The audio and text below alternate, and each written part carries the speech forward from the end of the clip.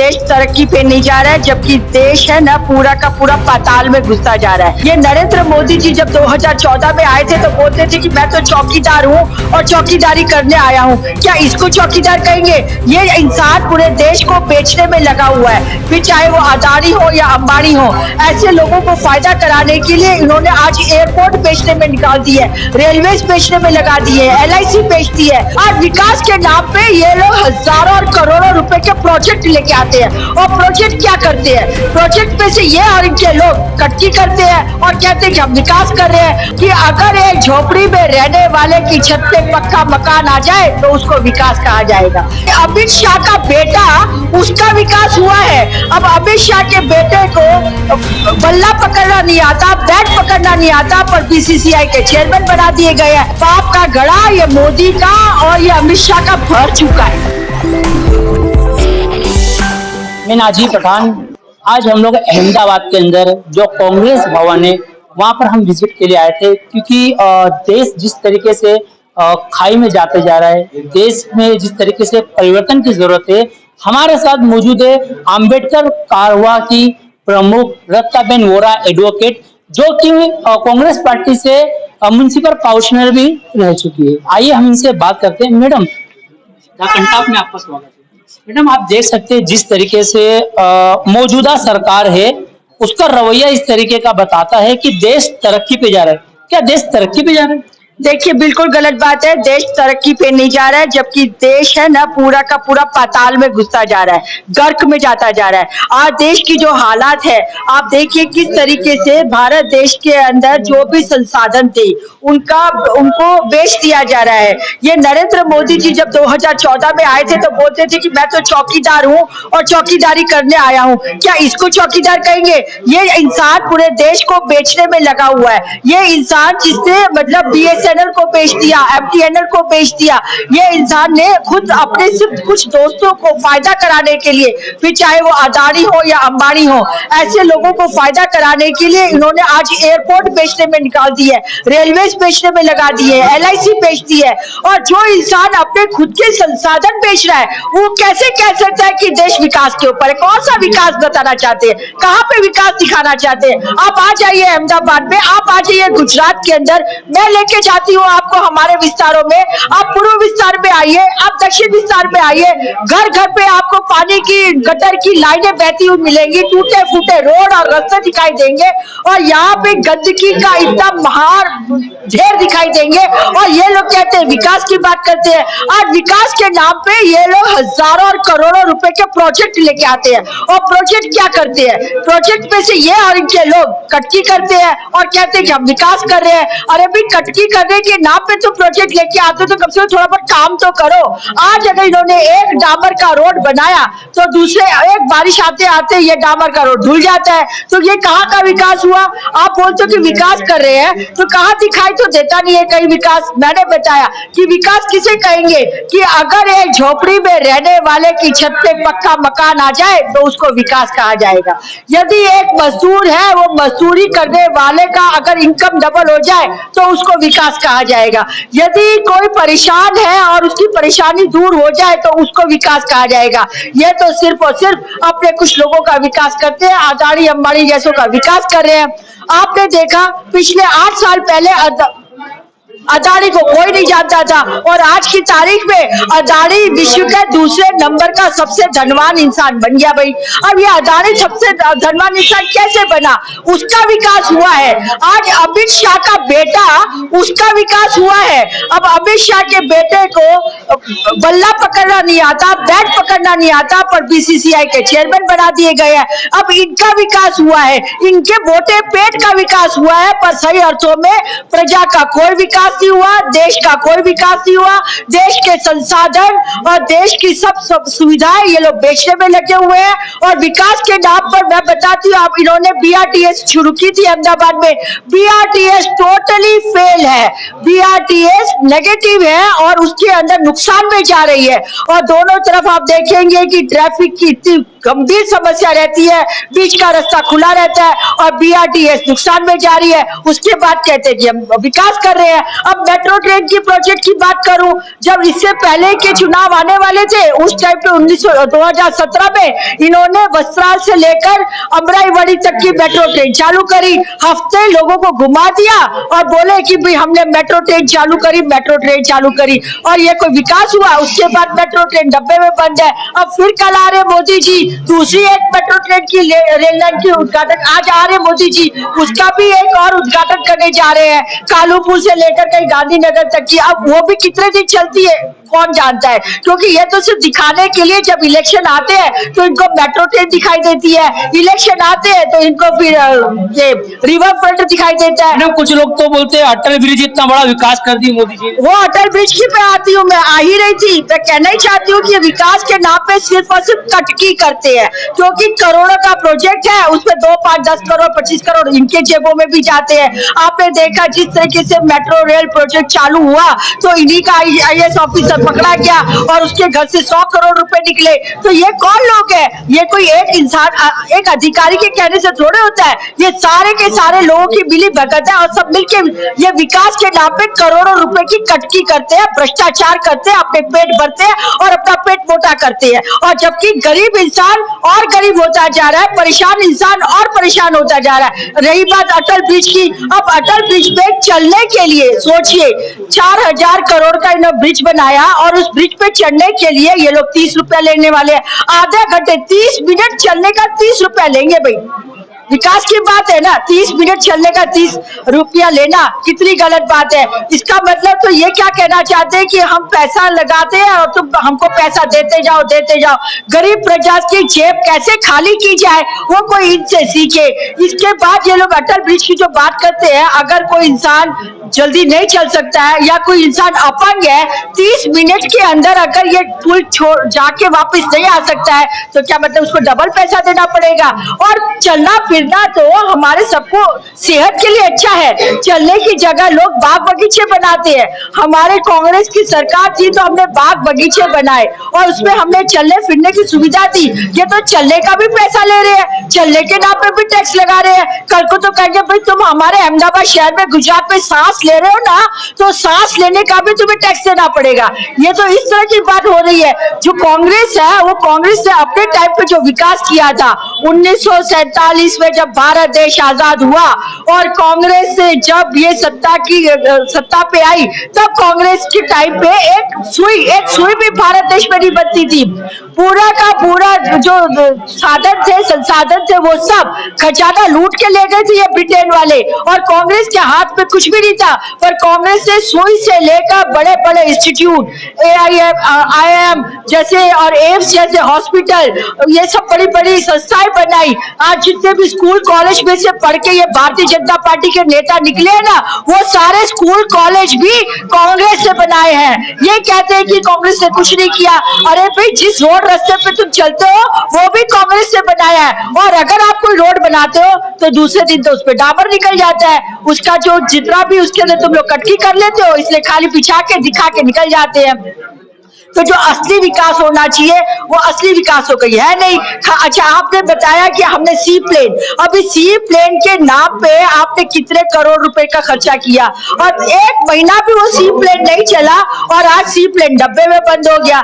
इस तरीके से आप लोग जो काम करते हैं उस काम का कोई रिजल्ट तो आता नहीं है, सिर्फ बड़ी बड़ी जाहिरातें करते हैं। मैं पूछना चाहती हूँ, हर रोज अखबार में आपको नई नई जाहिरातें दिखाई देती है, उसमें बड़ा बड़ा मोदी का फोटो होगा, अमित शाह का फोटो होगा, जेपी नड्डा का फोटो होगा, पर ये जो जाहिरातें दिखाई देती है इसका पैसा कहाँ से है? क्या मोदी अपनी जेब से पैसा देते हैं? क्या अमित शाह अपनी जेब से पैसा देते हैं? क्या जेपी नड्डा अपनी जेब से पैसा देते हैं? ये सारा का सारा पैसा सिर्फ और सिर्फ गरीबों का पैसा है, गरीबों की मेहनत का पैसा है। अरे आप लोगों ने, भारतीय जनता पार्टी ने तो खाने के ऊपर भी टैक्स लगा दिया है। आज दूध, दही और छाछ जैसी पैकेट बंद खाने की जो जो आइटम होती है उसमें भी आपने जीएसटी लगा दिया है। आज तक कभी ऐसा इतिहास में नहीं हुआ कि किसी ने खाने की आइटम के ऊपर जीएसटी लगा दी हो। तो ये जीएसटी लगा लगा के लोगों को परेशान कर दिया है।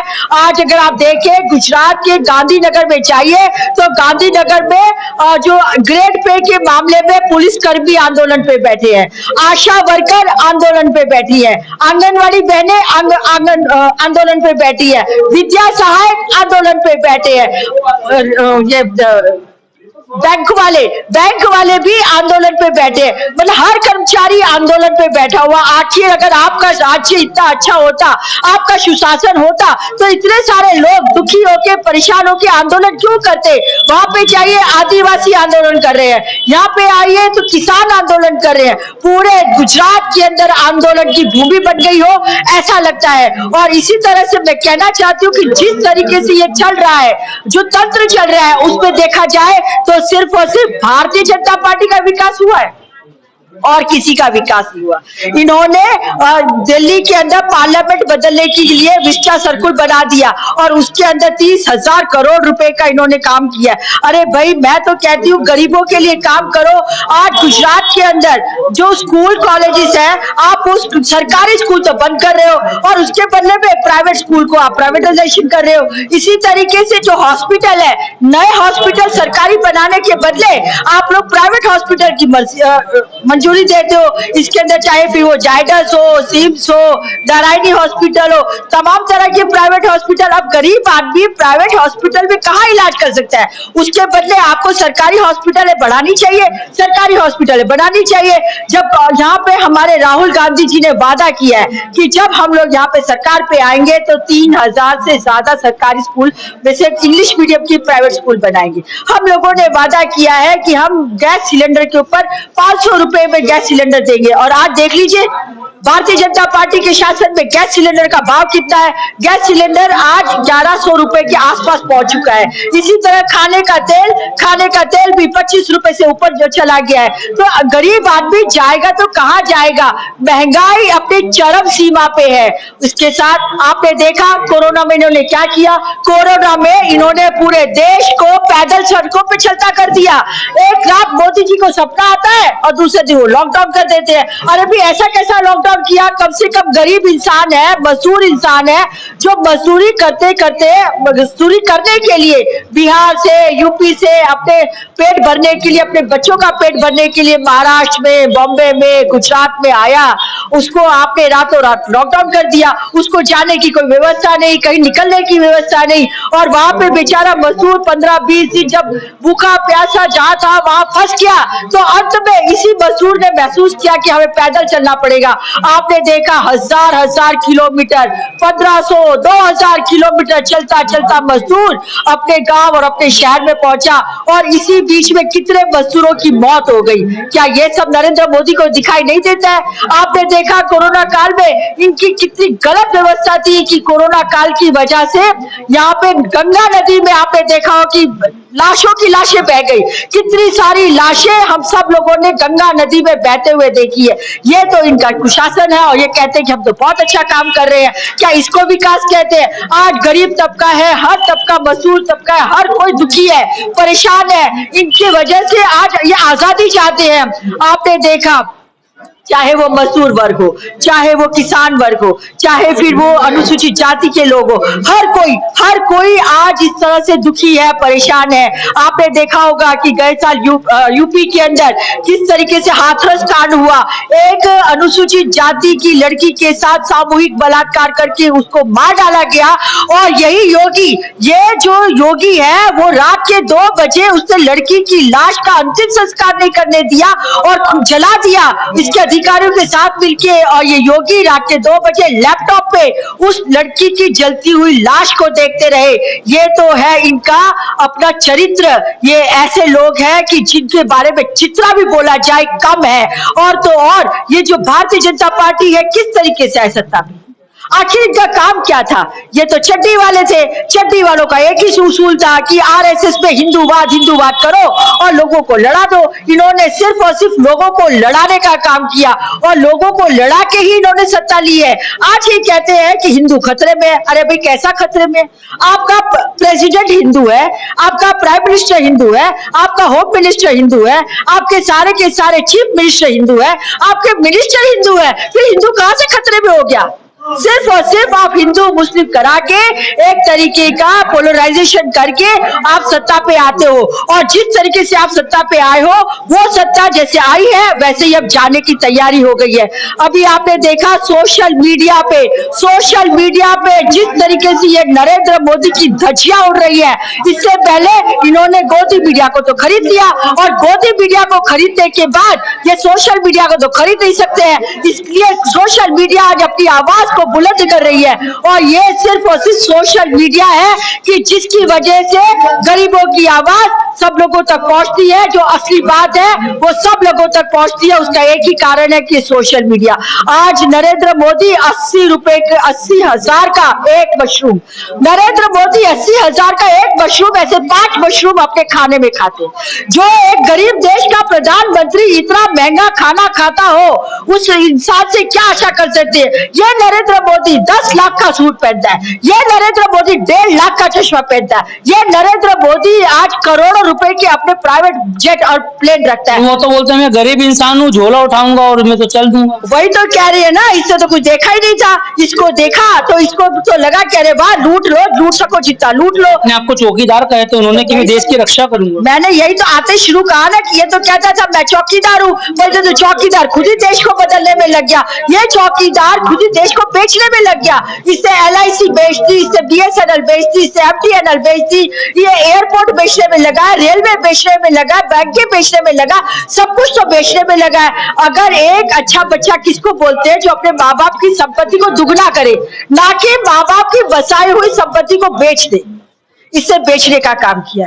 ये सबसे ज्यादा झूठा, मक्कार और गंदा आदमी है और इस इंसान ने देश के टुकड़े कर दिए हैं। और इसी बात को ध्यान में रखते हुए आज हमारे देश में जो हमारे कांग्रेस के राहुल गांधी जी हैं, वो भारत जोड़ो की यात्रा लेके निकले हैं। भारत जोड़ो की यात्रा निकालने का सिर्फ और सिर्फ एक ही मकसद है कि देश में जो अलगाववाद की राजनीति है, ये इन्होंने जो हिंदू मुस्लिम की राजनीति की है, उस राजनीति को खत्म करने के लिए, लोगों के सही अर्थों में विकास के लिए, लोगों को सही अर्थों में महंगाई से दूर करने के लिए और अच्छे समय लाने के लिए उन्होंने भारत जोड़ो की यात्रा करी है। भारतीय जनता पार्टी आई थी तो बोलती थी अच्छे दिन आ रहे हैं। कौन से अच्छे दिन आ रहे हैं? कहां से अच्छे दिन आ रहे हैं? किसी के अच्छे दिन हमें तो दिखाई नहीं देते। हाँ, बस ये लोग जो जानते हैं, जो मानते हैं, उनके अच्छे दिन हो सकते हैं, बाकी गरीब तबके के तो कोई अच्छे दिन नहीं है। मैं तो ये कहूंगी कि भारतीय जनता पार्टी के अब पाप का घड़ा ये मोदी का और ये अमित शाह का भर चुका है।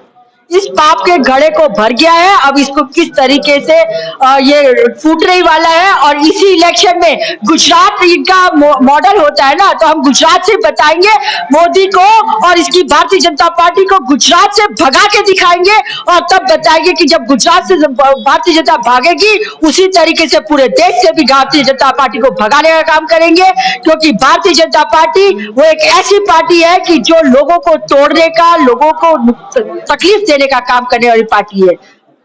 ये थे हमारे साथ रत्ताबेन वोरा, एडवोकेट। मैं नाजी पठान, आप देख रहे हैं धा कंटाप अहमदाबाद।